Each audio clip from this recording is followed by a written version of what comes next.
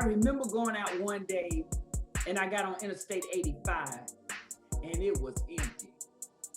And I thought about every horror movie I had ever looked at. I am a reverend. And when I meet a gentleman, I used to wouldn't even tell, I still don't tell them right off the bat that I'm a minister. Right. Because one young guy that I met, we were going out and he kept calling me minister. And I had to tell him my first name is not minister. Okay.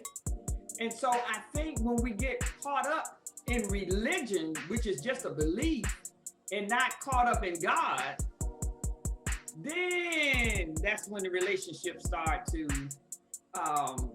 be affected. True story, had a dead-end job. My mom and my grandmother kept saying, you need to do something with, do something different. And I got a college catalog and I'm flipping through it. Nope. I think I can do that. We were not prepared.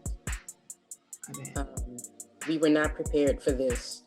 It was a real adjustment to going from having large services for people. And then all of a sudden, people are panicking because they can't have services.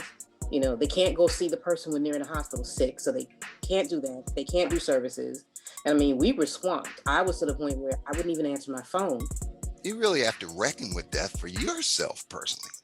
I think every person needs to have a realistic understanding of how they perceive death, how they're going to deal with their own death, right?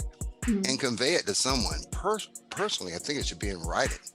And in preparing to make it better for your survivors, you will have the stuff in writing, not just a life insurance policy, but perhaps a healthcare power of attorney. This woman trusted you, y'all been, Sunday with the usher's uniform and the women's day and this day, and y'all are cut buddies, and she turns around and says, no, my money, I'm doing what I want to do. Women that are over 40, what it just dawned on me is that there are so many of us and the inner child in us that have seen and be a part of and witness or whatever that still need to heal as well.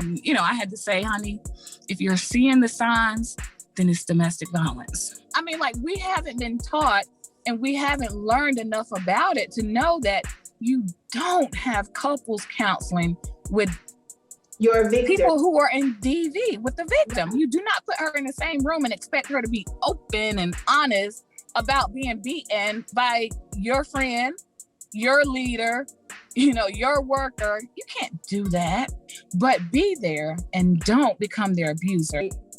Again, as Candace said, we have come a long way, but we still have a long ways to go. There are still people who look at an application and go to the back of the application and look at a person's race and sex before they approve the loan, which I personally feel like it should be illegal. I lived in New York trying to rent a property. I had 3 kids at the time and was trying to get a 3-bedroom.